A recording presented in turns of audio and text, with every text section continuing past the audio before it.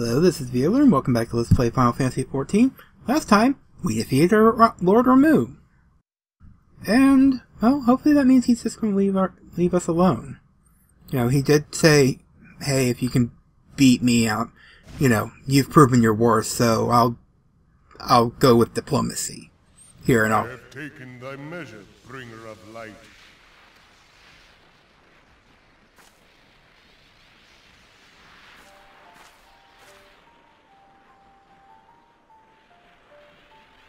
And I judge thee a worthy champion.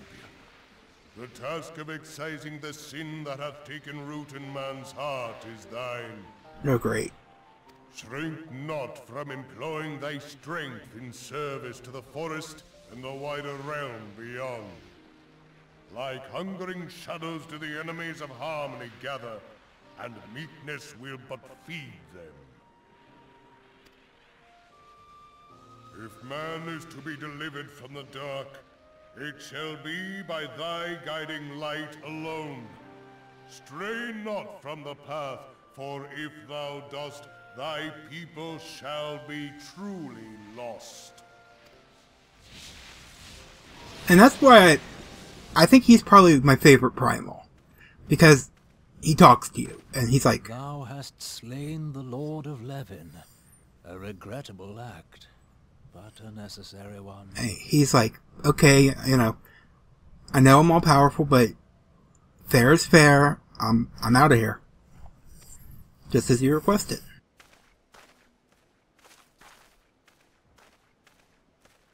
In witnessing thy struggle, a truth hath been revealed unto me.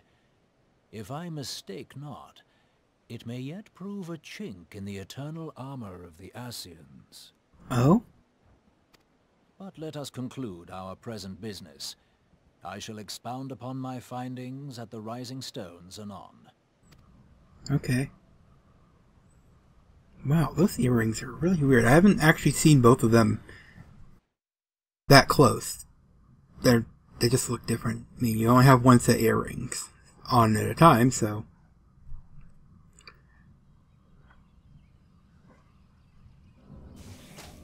Oh, this guy looks like he needs help. So I will help.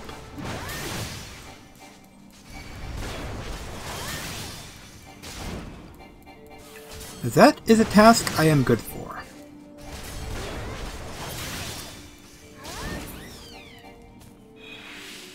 Alright, now that that's done, we need to go to Little Solace. I am not running back through there. We're just going to teleport straight to the Hawthorne Hut.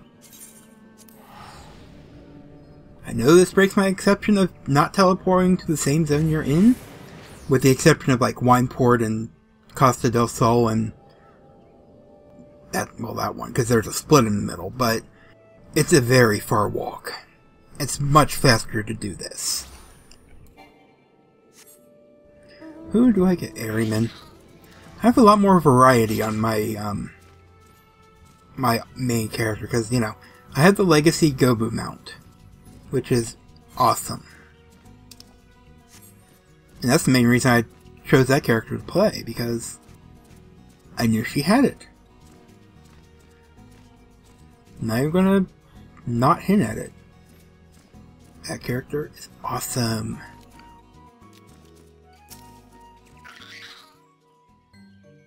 Violer, you have returned! Dare I ask how Ramuh received your visit? Well, he wanted to fight us, and you know, he said if we won, he'd go away. So I fought him and he went away. He challenged you to a test of arms. It is well then that you have had some experience in such matters. The people of both Gridania and Little Solace will be relieved to hear that the Lord of Levin has accepted you as a fourth champion of peace. You performed a monumental duty this day, Violer. The elder seats here must be informed of your deeds at once. So, are you going to do it or am I? Superintendent is ready to send you on your way. The elder seats here will wish to hear of your experiences firsthand. Pray return to Gridania and make directly for the Lotus Stand.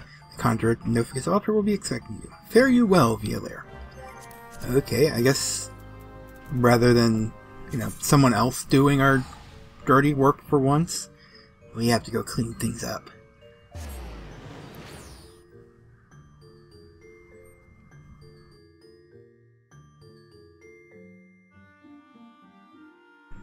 Do I even want to know what you're talking about? Probably not.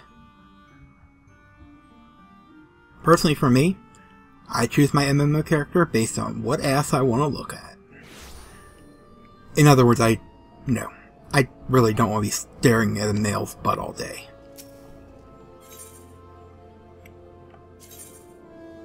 I mean, I'm sure, people are into that and all, but it's not me. I prefer a nice look at that nice dainty butt. Hell, the only horde race I can do in WoW is the Blood Elves. Why do I keep trying to mount up in here? I know I can't. Welcome back, honored Scion. We who know of your mission have been mostly anxious to see you return. The Elder Seer awaits you within.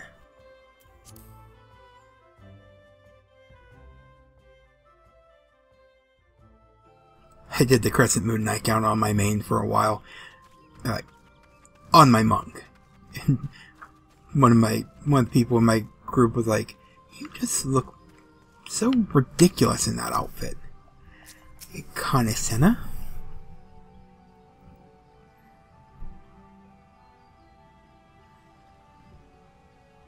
You are returned to us, dear friend, and none the worse for bearing the heavy burden which I did press upon you. Most glad am I of this. I am informed that your efforts to negotiate a peace with Lord Ramuh ended in conflict. Pray tell me, what befell? Well, he just wanted to see if we were worthy. Ramuh made trial of you? I fear there is truth to his claim. It is the darkness within us that attracts the darkness without.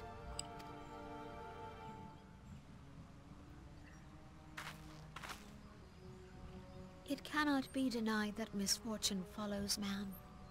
For evidence, one need only look to the conflict brewing in Cartano, or to the rising flood of refugees. Our shared struggle against the Empire should have served to seal our union. Yet the ties which bind the Alliance strain under the weight of gross self-interest. As the scars of the calamity begin to fade, so too does our sense of common purpose. Yet now is scarce the time to forget our shared responsibility. If this new-sprung realm is to survive beyond its infancy, it must needs be nurtured by all. Eorzea must be as one. Yet I fear that dream is still far off. Truth be told, I have no idea what she's talking about. I mean, yeah, we're not really united, but there is an alliance. On behalf of the people of Gridania, and the elementals both, I thank you for all that you and your fellow Scions have done. Just to be fair, it was mostly me. Full oft have I been compelled to look to you for aid of late, and offered all too little in return.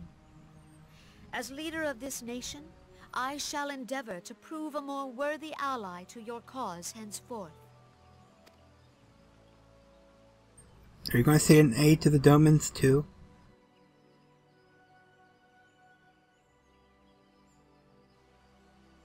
Lord Ramuh has departed, yet the keening of this ill wind grows no less insistent. Voices of the forest, pray speak and I shall listen. What unseen evil begets this unease in my heart?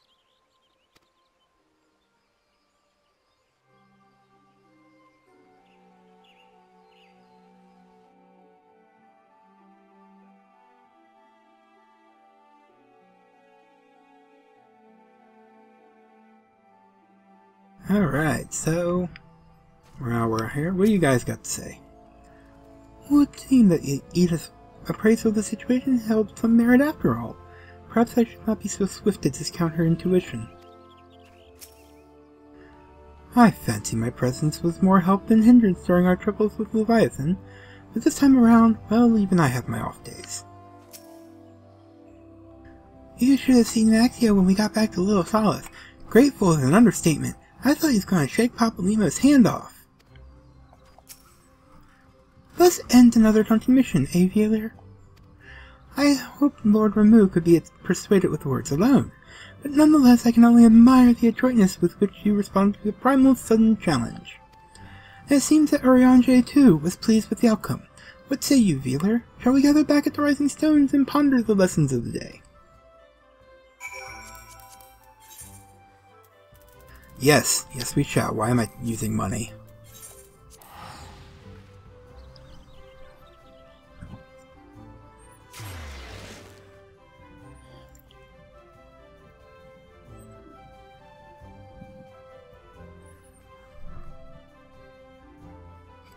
I really should watch Avatar and Legend of Korra. They've been on my list for a while. I just don't know why I haven't gotten around to it. Probably because I find so much more things from my past. The reason I have 10 seasons of the 1987 Teenage Mutant Ninja Turtles on my iTunes, amongst other things. Tenchi Muyo. Of course I have My Little Pony, all seasons. And I actually have the original My Little Pony, the movie. Yep. You know, I got all these movies on there. I get like Pixar stuff. I have Frozen on there, which I've only watched once. You know, you got it. I had to know what this whole Let It Go shit was about before I could start referencing it. And what else do I got on there? I had Back to the Future. There's a specific reason I had Back to the Future, and that will come in time.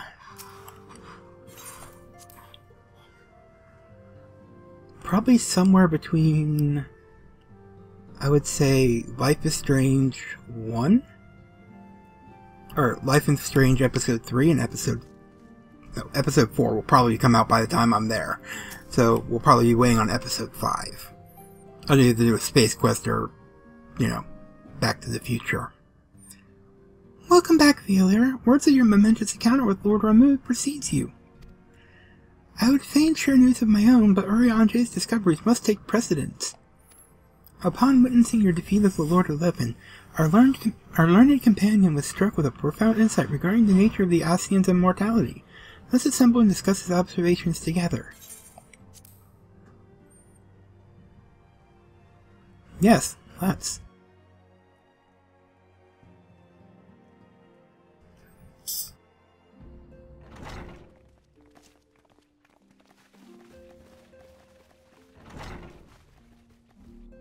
If everyone is ready, let us begin. Urianger, the floor is yours. Yes, tell us everything you know, man.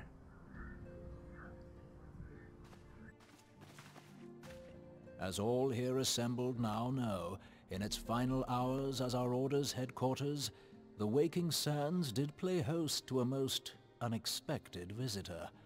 I speak of the Ascian clad in white, Elidibus. Yes?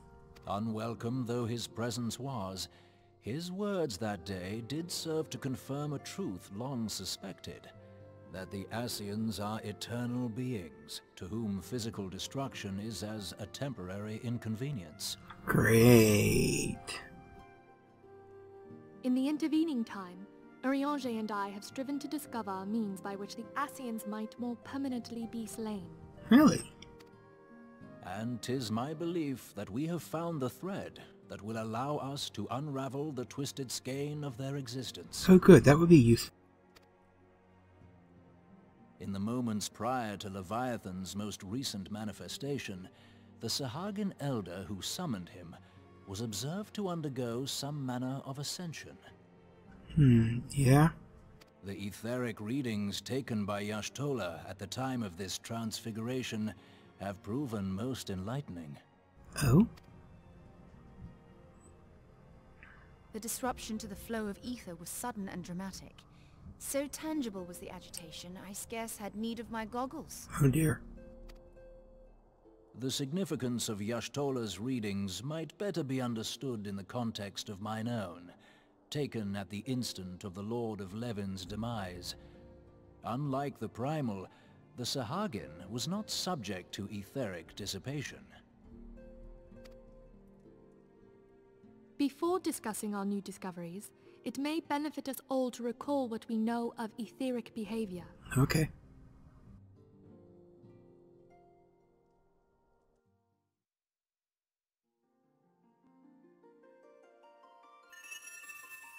Let us begin at what some might call the end.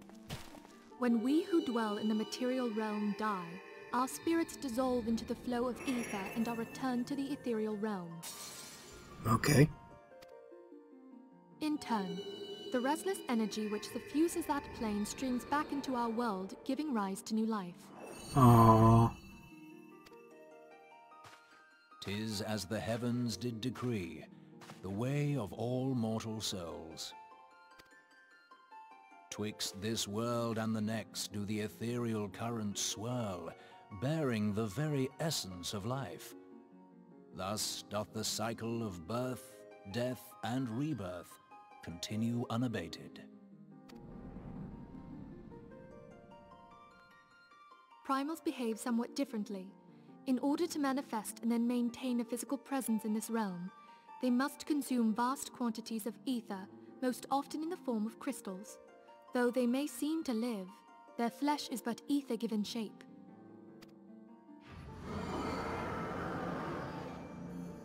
Thus, a defeated primal leaves behind no broken corpse. Rather, the essence of its form seeps back into the land whence it came, and the energy of its shattered spirit is called back to the ethereal realm. And there it waiteth, till next the prayers of the faithful do draw it forth from the sea of ether, to take their offering of crystals and make for itself a new body.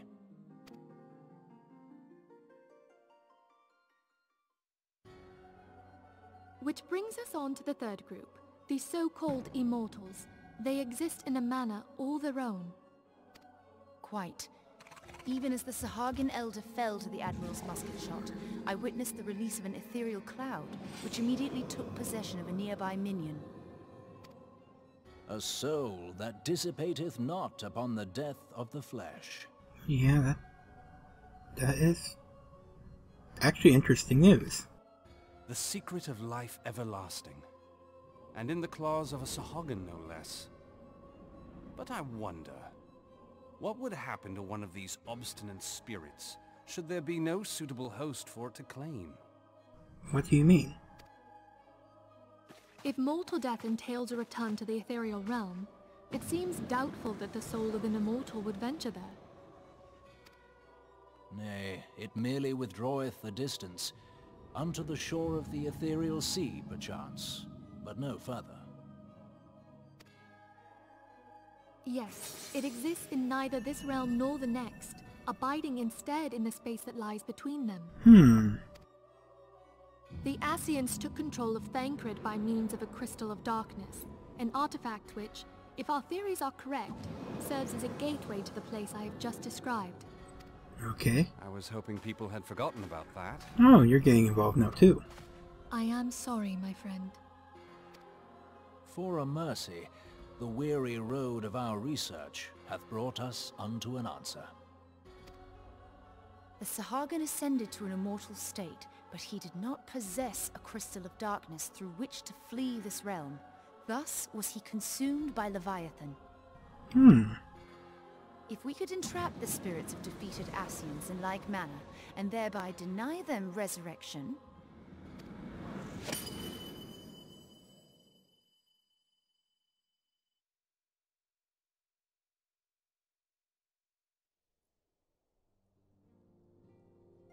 Therein lieth the path to victory. Thou art most perceptive, my lady.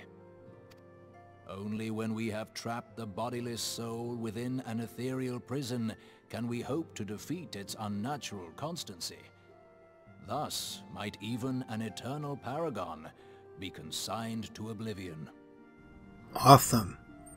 So how are we going to do this? These feats are, of course, far easier said than done. At present, we lack a viable means to entrap and extinguish an Ascian soul.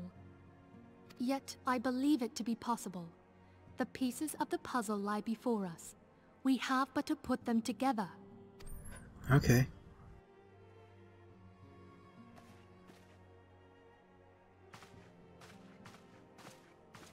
I will depart at once to convene with the sages of Ascian. Together shall we divine the steps by which our goals may be achieved. Hopefully a lot of them escape the disappearance of their headquarters. I have the utmost faith in you, Archon.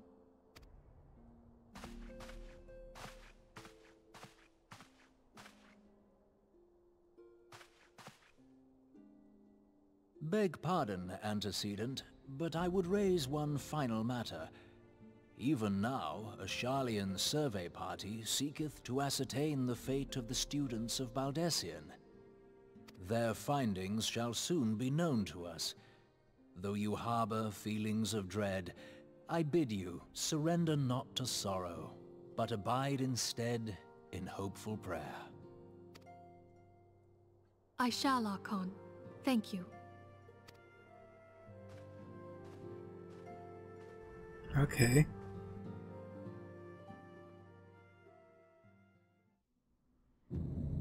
Oh. The hell is this? Is this that Between Realms area?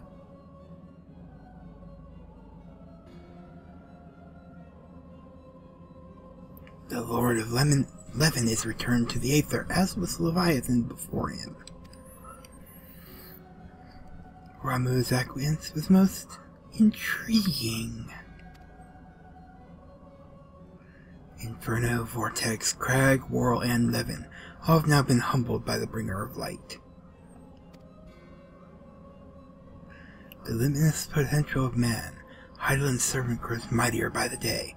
I know I'm giving them all the same voice, but really, I'll never remember which is which. Yet she serves at great cost to her mistress. Her strength are all too finite. 7 times have the masses survived the rejoining, but their souls are grown weak and wan. Yet even as it invenerates, the Ardor empowers our master. All that remains is to nurture the strength of the gifted, to forge the final key. And that is the task to which we bend our very effort. Oh no. Divine seeds were ever wont to quicken in Eorzea's fertile soil. We need only lead men to a field, and by their eager hands shall a new deity arise. That which was cherished shall be made anew, and the one true God shall come again.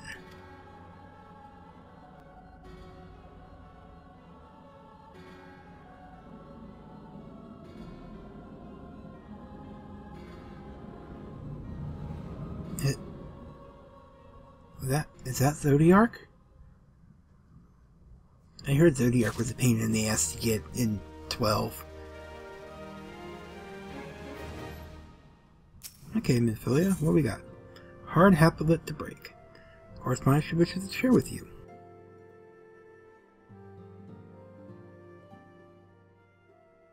Now the matter of Ramuh has, for the present, been put to rest. There's something I would show you, Violaire. It's a letter. It's a letter of thanks, signed by the leaders of the Eorzean Alliance, acknowledging the Scion's tireless service to the realm. It mentions, in particular, the names of all the defeated primals, Ifrit, Titan, Garuda, Leviathan, and now Ramuh. Needless to say, there is only one among our number to have faced them all. And though these words of gratitude were addressed to our order as a whole, I feel that they were meant for you above all others. I, too, must offer my heartfelt thanks for all that you have done. In the course of your duties, I have never once failed to answer my call to arms. You are a true hero, Violaire, and Eorzea is that much safer for your presence. Pray do not misunderstand me. I said safer, not safe. I know only too well that we can ill afford to lower our guard. The Ascians may be relied upon to sow chaos in this realm until such a time as they are forced to stop. Why, even without their encouragement, you may be assured that man would foment strife on his own, not to say nothing of the beast tribes. Unless we learn to live in harmony, the primals too will return to plague us again and again and again. And yet, despite all of this, your deeds serve to inspire the people, to give them hope for a better tomorrow, and there is no greater gift. That we have the courage to strive for what might otherwise seem an impossible peace, we owe in no small part to the dangers you have faced on our behalf, and the people you have won over to our cause in doing so. Our list of enemies has ever been long, but think of the allies with whom we are now blessed. Of the sylphs of Little Solace, who wish naught of conflict. Of the Alamegans and the Domans who stand with us, determined to halt the dread march of the Empire. And then there are the many unsung individuals who have gathered here in Revenant's Toll, honest men and women who seek to employ their skills for the good of all. Of course, when speaking of our greatest allies, we must not forget those closest to us, by which I mean our fellow Scions. Thanks to the many and varied talents, our order is uniquely equipped to combat the far-reaching corruption of the Ascians, and combat it we shall. I don't know who this is. Your enthusiasm is truly heartwarming, antecedent. Given our embarrassing wealth of allies, I trust it will not inconvenience you unduly if I absent myself for it. I know who it is now. I'm not rereading it.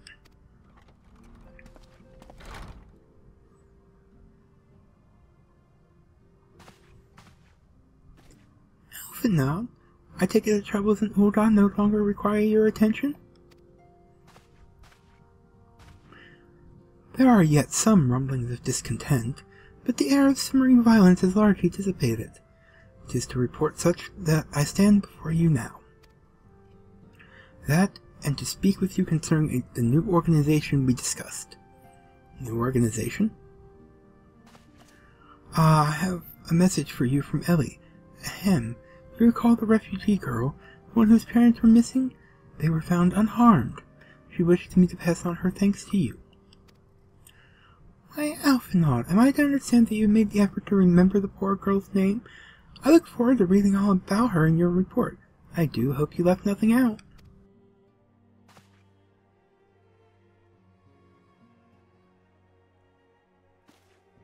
Healer, you have been away from Revenant's Toll for some time now, I believe. Might I suggest that you put the affairs of the realm to one side for a moment and take this opportunity to reacquaint yourself with the town? Will it load for me? Which reminds me, Sav1 has recently inquired as to your whereabouts. I believe he has a small matter which he wishes to discuss with you. Why not oblige him with a visit?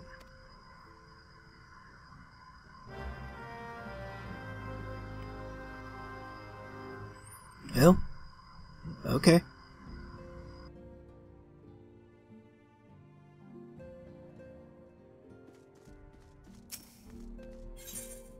Yeah, I can't stand those people either.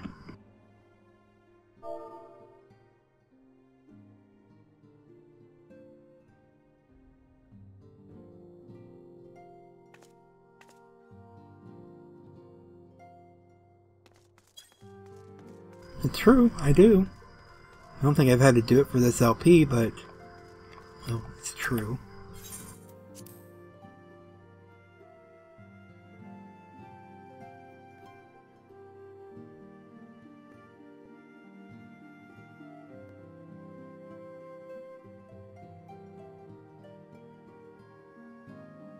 I really should try not to use so much foul language, but it's been ingrained in me for too long.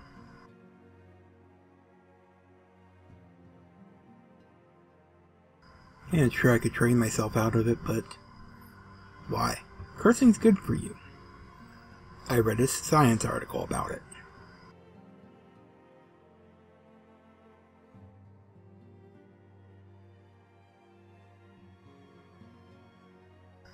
Hey, Mordona.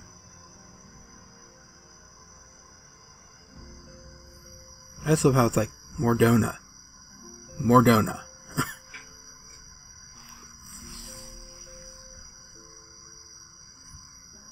did the other areas do that too?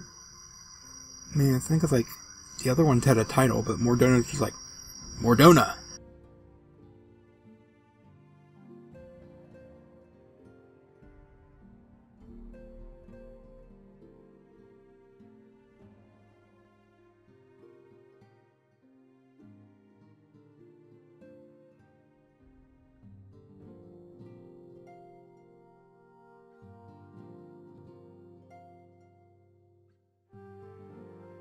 I'll have to check my connection after this, maybe.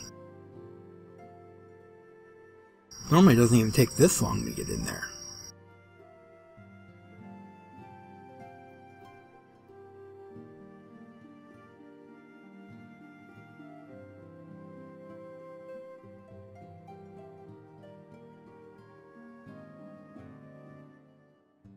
So basically we have learned that it may be possible to actually kill the Ascians. You know, they're basically immortal, but if we found a place to, you know, suck their soul into, we could destroy it. And, well, that's important, so... Oh my god, Celestborn's already here. Oh ho, I see my fine adventurer friend has returned, the dust of the road yet clinging to her boots. Do the Scions have no work for you this day, then? The Ascian sent you my way, did she? Well, it is not urgent, but I could certainly do with your help. You see, Ravensol has become something of a favorite destination for adventurers. Part of that is due to the town's growing fame, but a goodly number of green heroes to be have come here to follow in your footsteps. When I say green, I mean fresh out of the ground, don't know one end of sword from the other green. I've done what I can, but what they really need is a good talking to from someone they respect. Adventurer who's done it all. Aye, Valer, that would be you. And naturally, the one lass who would most benefit from your wisdom is nowhere to be seen. She is off to slay Hapalids, and was due back in some time ago. Likely got herself in over her head as usual. Now that I think on it, this may be a perfect opportunity for you to treat her to a demonstration of your skills. I'd consider it a personal favor if you would head out to the Singing Shards and show that amateur how it's done. And we will go show that amateur how it's done in the next episode. This has been Valer. I hope you enjoyed and have fun.